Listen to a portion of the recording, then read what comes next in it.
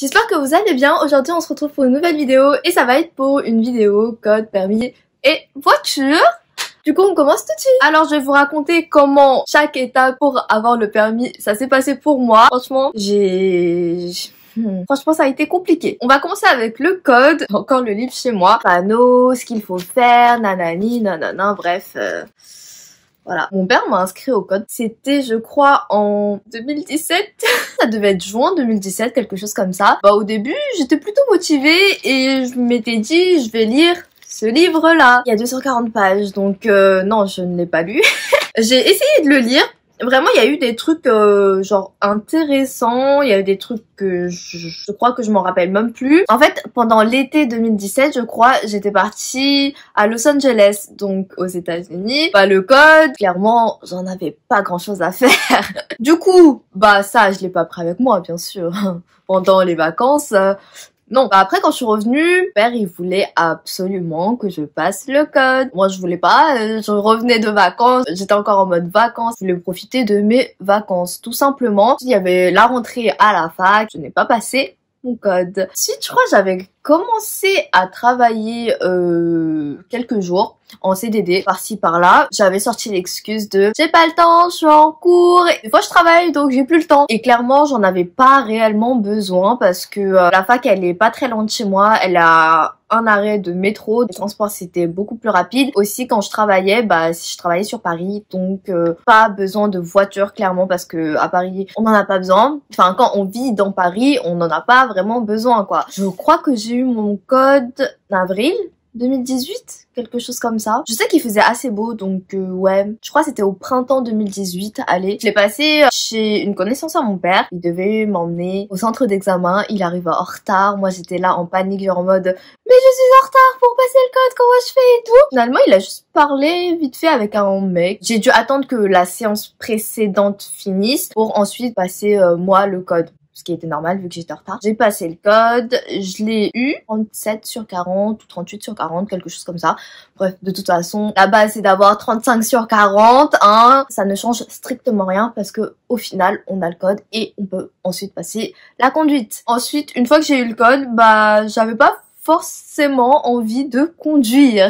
Pas vraiment pris d'heures de conduite. Moi du coup j'ai conduit avec mon père. Il m'a appris à conduire, genre démarrer la voiture, nanani nanana. Et j'ai pris quelques heures en auto-école beaucoup plus tard. Du coup j'ai eu mon code en 2018, genre printemps 2018. Pour conduire je crois que j'ai commencé en 2019, quelque chose comme ça. Parce que oui, du coup, à partir de 2018, en fait, j'ai commencé à travailler très régulièrement à côté de mes cours. Du coup, j'enchaînais cours et travail. Plus vraiment le temps. Mais là, vraiment, parce que dès qu'en fait, j'avais des trous dans mon emploi du temps, et bah j'allais travailler. Ce qui était pratique, j'étais dans une agence d'intérim, je vais organiser mon emploi du temps comme je le voulais ou selon mes disponibilités plus ou moins. En fait, dès que je quittais la fac, je rentrais chez moi, bah, je faisais mes trucs genre j'avais mes devoirs à faire, je devais réviser, des trucs comme ça. Enfin, les devoirs que je ne faisais pas trop, mais réviser oui, parce que pour les partiels et tout c'est quand même mieux. Et sinon bah je travaillais, enfin j'avais plus trop le temps. En fait de 2018 à 2020 je faisais ça, genre soit fac soit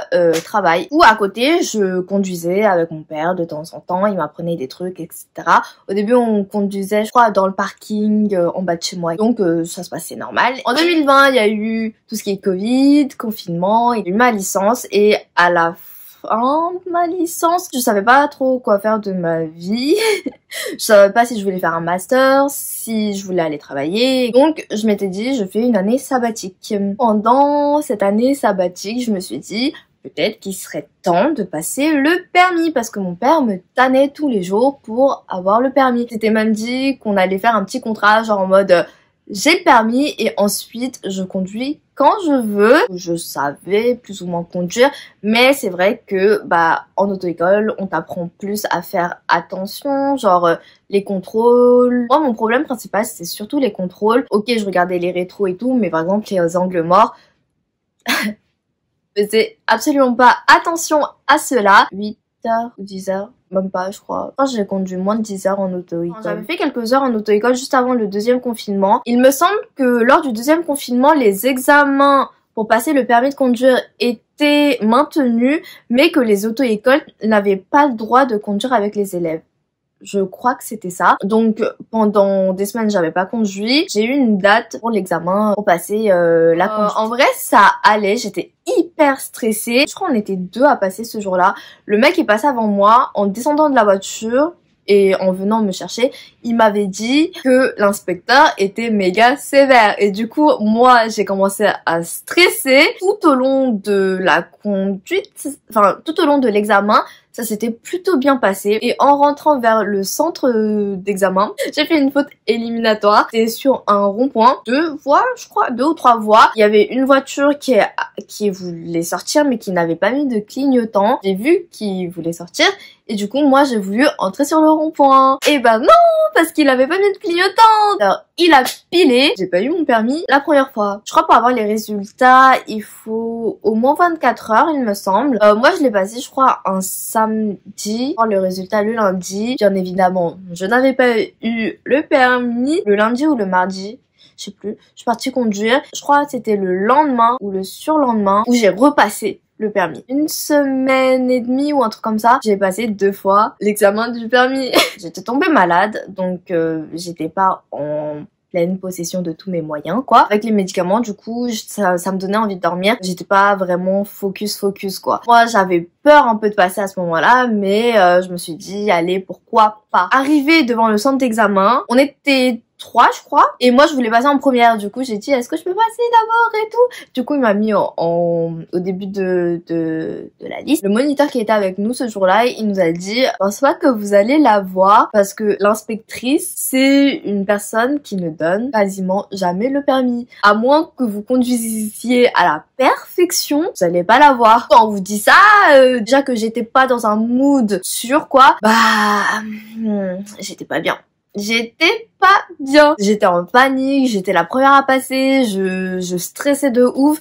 Et moi dans ma tête c'était déjà, c'est mort quoi. Sachez que de base, un examen pour le permis de conduire, ça doit durer 20-25 minutes, 30 minutes maximum à aller dans ces eaux-là. Moi le mien, il a duré 45 minutes. On me disait, j'avais fait quelques petites fautes, genre j'avais oublié de checker genre à gauche je crois. Elle me faisait des remarques genre en mode oui vous avez pas contrôlé à gauche avant l'angle mort, parce que moi en fait en général je regarde les rétros je les regarde bien, les clignots et tout ça ok, mais les angles morts j'avais tendance à oublier. L'angle mort à gauche c'était le pire. Moi ça me stressait encore plus, surtout qu'elle avait l'air d'être hyper sévère. À un moment elle m'a demandé de faire un créneau et en vrai la voiture devant moi qui devait me servir de repère était mal garé, parce que en fait c'était des créneaux genre devant un supermarché. Du coup il y avait des traits et tout. Au lieu de se mettre sur une place, il s'était mis sur 2 places. Genre il était à moitié sur une place, à moitié sur une autre. Mes repères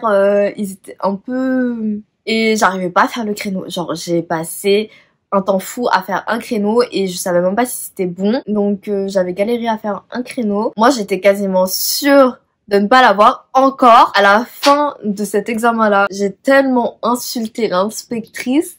Ok, c'était pas de sa faute ni rien, mais je l'ai tellement insultée. Au début, le premier créneau, c'était dans une place hyper serrée, hyper petite. La deuxième fois, c'était avec une voiture mal garée. J'ai tellement insulté l'inspectrice que c'était chaud. C'était bizarre aussi parce que normalement, les résultats, je crois, c'est en 24 heures, on les a. Alors que là, ça faisait plus de 48 heures, sachant que ma cousine m'avait inscrite sur Candylib, c'était pour avoir une place gratuite. On s'était dit comme ça, pourquoi pas. En fait, j'avais reçu un mail de Candylib qui me disait qu'ils allaient pas me donner de place parce que j'avais eu le permis. Sauf que moi, quand j'allais checker sur le site, j'avais toujours pas les résultats. Donc je me suis dit, mais c'est bizarre, est-ce qu'ils se sont trompés ou quoi? Et ma cousine, elle m'a dit, bah non, parce que la préfecture ne se trompe jamais. C'est comme ça que j'ai su que j'avais eu mon permis, alors que j'ai insulté l'inspectrice pendant des jours. Alors, franchement, je me suis sentie mal un peu après, mais elle était vraiment pas cool, hein.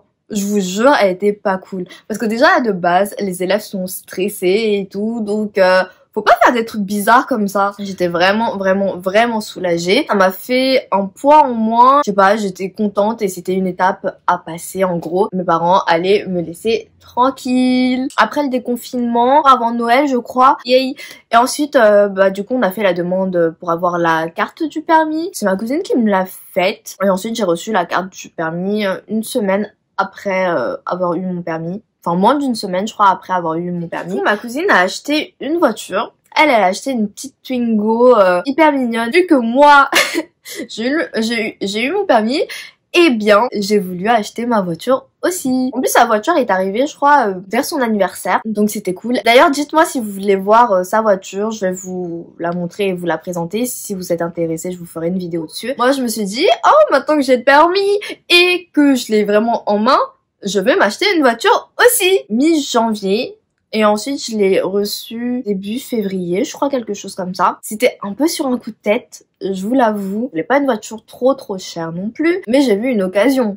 Donc, j'ai sauté dessus et je l'ai acheté. Non, franchement, c'était sur un coup de tête, mais maintenant, si on me demande est-ce que je regrette ou pas, je ne regrette pas non plus. J'ai acheté avec mon argent et, je sais pas, du coup, maintenant, bah, j'ai ma voiture.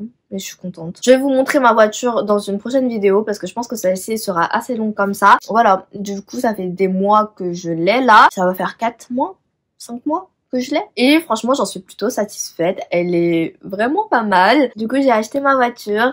Et au final, pour résumer un peu mon expérience, franchement, ça a été difficile. Moi, c'est vraiment pas quelque chose qui m'intéressait de base, genre avoir le permis, avoir une voiture. Sur Paris, les places, ça coûte cher, les amendes coûtent très cher, il y a pas beaucoup de place, on passe plus de temps à chercher une place que se garer. Il y a pas que ça. Une fois que vous avez le permis et une voiture, il y a aussi l'assurance, l'entretien de la voiture, l'essence, ça coûte cher. Mais je trouve que quand même, avoir le permis, c'est bien. Parce que depuis que j'ai mon permis, du coup, moi je pensais que j'allais plus trop conduire, mais vu que j'ai acheté une voiture, bah je me forçais de temps en temps à conduire et puis de temps en temps c'était vraiment pratique. Quand je pars en week-end avec mes amis et je trouve que c'est pratique dans certaines situations. Si je vais sur Paris avec des amis ou si je vais voir des amis qui habitent dans Paris ou proches de Paris, je vais pas prendre la voiture parce que le parking ça coûte cher ou les places coûtent cher, donc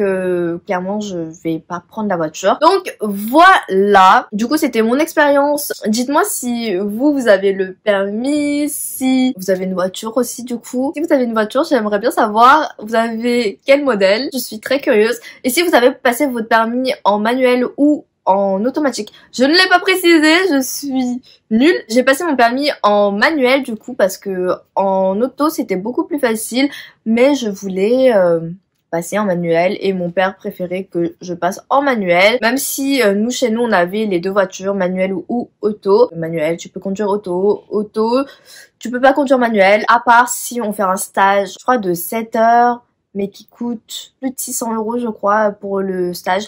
Donc clairement non. La voiture, je l'ai achetée, c'est une manuelle. Comme vous le savez, je suis hyper curieuse et j'aimerais bien savoir quelle voiture vous avez ou quelle est la voiture de vos rêves. Moi clairement la voiture que j'ai achetée c'est pas du tout la voiture de mes rêves, mais elle fait l'affaire. J'espère que cette petite vidéo vous aura plu et vous aura aidé peut-être. On ne sait jamais. Moi je vous retrouve bientôt pour une prochaine vidéo. Bye bye.